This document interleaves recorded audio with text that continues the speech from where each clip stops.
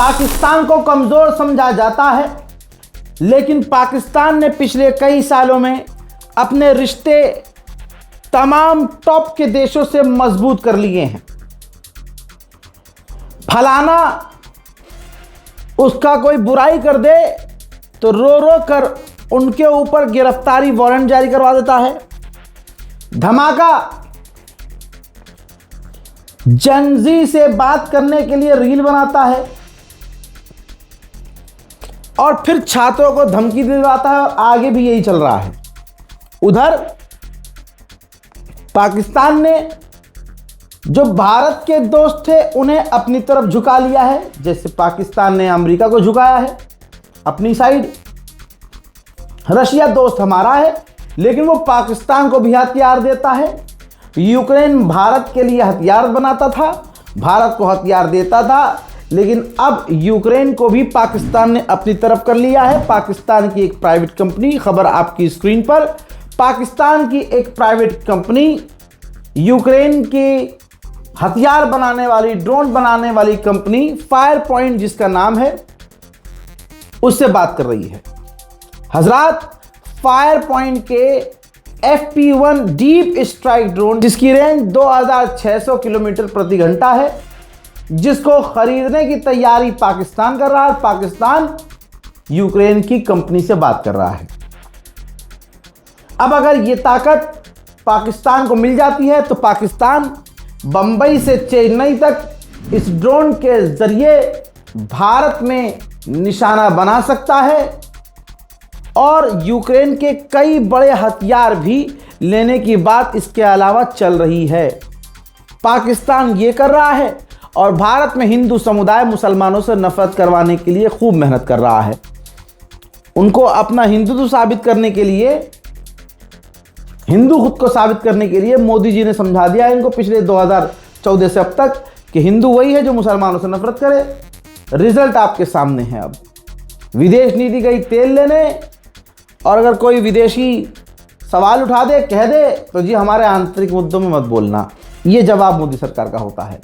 सलाम, नमस्ते, सत श्री अकाल। मैं हूं रजा और आप देख रहे हैं रजा ग्राफी की सबसे खास रिपोर्ट, अंतर्राष्ट्रीय प्राइम टाइम रिपोर्ट।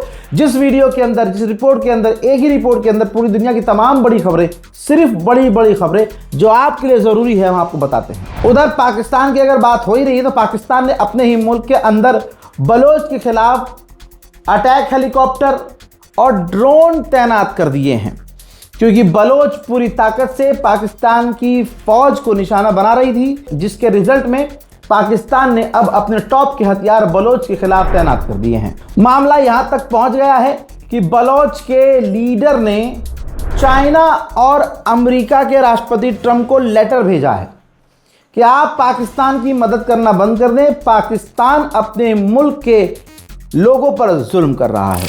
उसके बाद अफगानिस्तान की तालिबान सरकार ने भी पाकिस्तान को धमकी दी है कि अगर कोई मिलिट्री ऑपरेशन हमारे खिलाफ किया तो हम जवाबी कार्रवाई करेंगे, जंग लड़ेंगे और झुकेंगे नहीं। उधर मोदी सरकार पूरी तरह से बेगैरती से भारतीय मुसलमानों को पिटवा रही थी।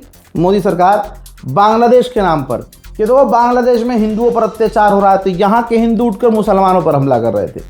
मोदी जी मुस्किया रहे थे, लेकिन पीछे से मोदी जी की असलियत यह है कि उसी बांग्लादेश के पूर्व प्रधानमंत्री शेख हसीना को पनाह दे रहे थे। जब भारत और बांग्लादेश के बीच बॉर्डर का तनाव बढ़ता जा रहा है, ऐसे में तनाव को कम करने के लिए, रिश्ते ठीक करने के लिए तारिक रहमान जो बांग्लादेश के प्रधानमंत्री हैं, भारत आने के तैयारी में थे, दौरे पर राजी हो गए थे कि हम भारत का दौरा करेंगे।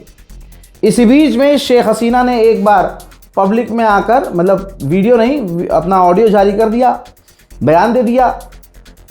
तारिक रहमान नाराज हो गया, बांग्लादेश नाराज हो गया। बांग्लादेश ने कहा बातचीत के लिए, भारत से बातचीत के लिए अच्छे माहौल की जरूरत है, लिहाजा भारत अब पहले भगौड़ी शेख हसीना को हमें वापस लौटाए, उसके बाद हम भारत से बातचीत करेंगे। ये कहते हुए बांग्लादेश के प्रधानमंत्री का दौरा भारत के लिए रद्द हो गया।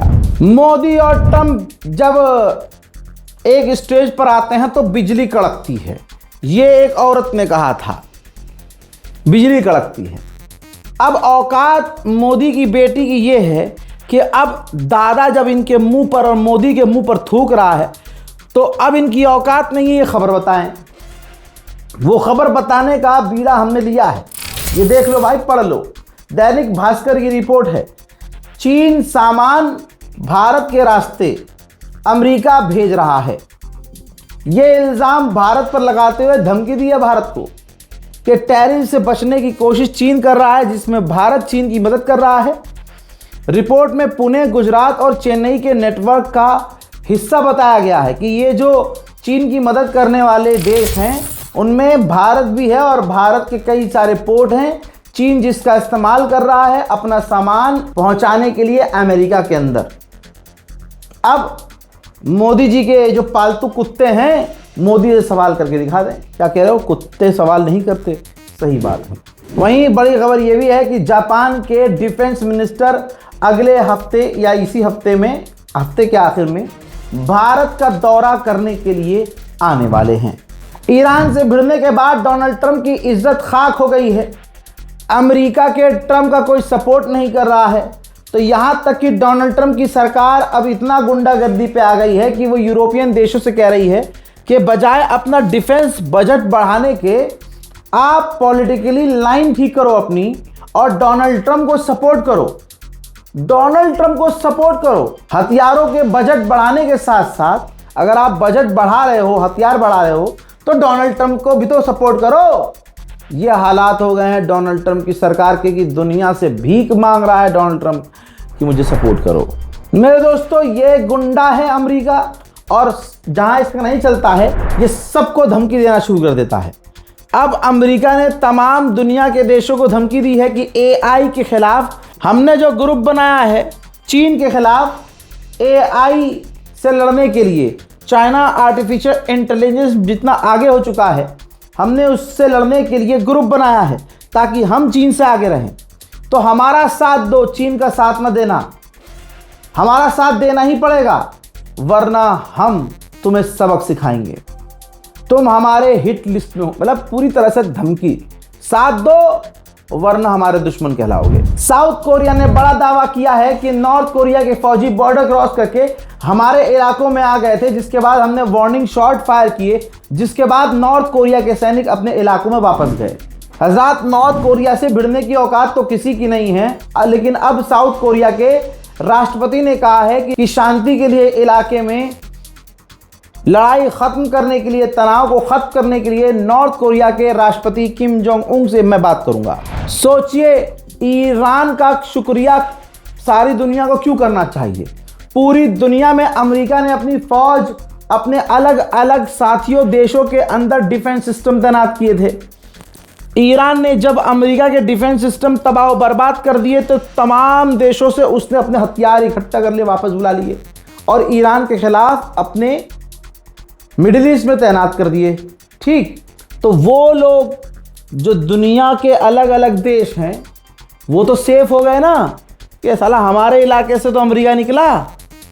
अब सुनिए, चीन के खिलाफ अमेरिका का एक आखिरी एयरक्राफ्ट कैरियर चीन के करीब तैनात था। सारे तो उसने पर्शियन गल्फ में भेज रखे थे। ईरान ने ऐसी बजाई कि सारे के करके वो पीछे हटे और अमेरिका का एयरक्राफ्ट कैरियर अब्राहम लिंकन पूरी तरह से थक चुका है, अब वो भी वहाँ से हट चुका है। चीन के खिलाफ अमेरिका का एयरक्राफ्ट कैरियर जो एशिया में तैनात था, अमेरिका ने अब उसको भी निकाल लिया है, रास्ते में है, वो ईरान के खिलाफ तैनात होने के लिए जा रहा है। तो चीन को भी ईरान का शुक्रगुजार होना चाहिए। चाइना के हथियारों के बारे में दुनिया जान चुकी है। चाइना एक ऐसी अब घड़ी बना रहा है, स्मार्ट वॉच बना रहा है कि अगर 500 मीटर समुद्र की तह में कोई सबमरीन होगी तो घड़ी बता देगी उसको कि भैया समुद्र के नीचे दुश्मन की सबमरीन है। पूरी दुनिया ईरान के हथियारों की फैन हो चुकी है। गोबर को खाने वाला समझने वाला झुंड, गाय के पेशाब को अमृत समझकर पीने वाला झुंड, वो ऐसी कौम जो ईरान के खिलाफ जहर उगलती थी, आज वो लोग जो ईरान को, मुसलमानों को कमज़ोर समझते थे, आज उन्होंने भी, यानी भारत के डिफेंस मिनिस्ट्री ने भी ड्रोन कॉपी कर लिया है ईरान का। ये देखिए ईरान का 136 शाहिद 136 ड्रोन की कॉपी भारत ने बनाई है, जिसे टेस्ट कामयाबी से किया है। गाड़ी के ऊपर रखकर गाड़ी को दौड़ाकर उसके बाद ये ड्रोन उड़ाया गया है। दिखने में, चलने में, हर तरह से ये शाहिद 136 ड्रोन की कॉपी है। ये वही मोदी का भारत है, ये वही हिंदू हैं जो कहते थे ईरान के खिलाफ, यार ईरान तो कमज़ोर है, ईरान की औकात क्या है। हमारा जो दादा है अमेरिका, वो ईरान ने तुम्हारी सोच पर मुँह दिया है, मजबूर कर दिया है कि भारत भी ईरान के ड्रोन को कॉपी करे। हजरात, अमेरिका के नॉर्थ कॉम के डिप्टी कमांडर ने पूरी धोती खोल दी है। कहा कि अगर इस माहौल में अगर डायरेक्ट अमेरिका के ऊपर हमला होता है, कोई भी हमला करता है, तो हमारे पास हथियार नहीं है, डिफेंस सिस्टम नहीं है, इस वक्त हम काफ़ी कमज़ोर हैं। अमेरिका मान रहा है, अमेरिका की जंग लड़ने वाले कमांडर, सैन्य अधिकारी कह रहे हैं कि भैया हमारी हालत पतली है। सामने ईरान है दोस्तों। अमेरिका को घुटने पर लाने वाला, कमज़ोर करने वाला ईरान के अलावा कौन ही है। कई देश के प्रधानमंत्री, राष्ट्रपति तो ऐसे हैं कि जंग उनकी किसी और से होती है, लेकिन जंग रोकने का ऐलान ट्रंप करता है। फिर उस देश का फलाना और धमाका औकात नहीं रखते कि उसका नाम लेकर बोल सके कि हाँ जी डोनाल्ड ट्रंप ने ये जंग रुकवाई थी, या वो ट्रंप से कह नहीं सकते कि तुम्हारी क्या औकात। वैसे तो हर चीज़ में ये कहते हैं हमारा इंटरनल मैटर है, आंतरिक मामला है। ट्रंप से नहीं बोल पाए कि हमारा इंटरनल मैटर है, भाई जंग करनी है या नहीं करनी है हम सोचेंगे। बहरहाल दुनिया समझ चुकी है, समझाने की ज़रूरत है ही नहीं कि कौन क्या है। उधर अफगानिस्तान में अमेरिका ने भी आतंक मचाया था, सभी को पता है। आज तालिबान की सरकार को आए हुए 5 साल हो गया है। ईरान से पहले, ईरान से ज़्यादा कमज़ोर स्थिति में इसी तालिबान ने कुर्ता पजामा पहन करके, इन पैंट पहनने वाले एडवांस हथियारों के साथ अमेरिकी फौजियों को भाई कुत्ता बना के मारा था। इतना बुरा मारा कि अफगानिस्तान की सरजमीन को छोड़कर अमेरिका को खुलेआम भागना पड़ा। ईरान तो अब आया है भाई सामने मैदान जंग में। तालिबान 5 साल अफगानिस्तान में दोबारा से अपनी सरकार बना चुका है। आज 5वां साल था। यहां तक कि आज की तारीख में अमेरिका अब सोच रहा है कि तालिबान की सरकार से बातचीत की जाए। समझ रहे हो, ये शैतान हारेगा। कितना भी जुल्म कर लिया जाए, कितनी भी आवाजों को दबा लिया जाए, किसी तानाशाह को अगर लगता है कि सरकार मेरी है तो भाइयों बहनों हम कुछ भी कर नहीं। जब अल्लाह की लाठी चलेगी तुम्हें पता ही नहीं चलेगा कि आ कहां से रही है लाठी, लेकिन दर्द पूरा होगा। मेरे दोस्तों, दुआ कीजिए कि दुनिया के और जो तानाशाह हैं, जो तानाशाही पर उतरे हैं, साम दाम दंड भेद का इस्तेमाल करके बस अपनी कुर्सी पर चिपके रहना चाहते हैं, अल्लाह उन्हें गारत करे, तबाह बर्बाद हो जाए। अंतरराष्ट्रीय प्राइम टाइम रिपोर्ट में आज और अभी के लिए इतना ही। चैनल को सब्सक्राइब कर लीजिए, दुआओं में याद रखिए, इस रिपोर्ट को शेयर कीजिए और अपनी राय कमेंट में जरूर लिखिएगा।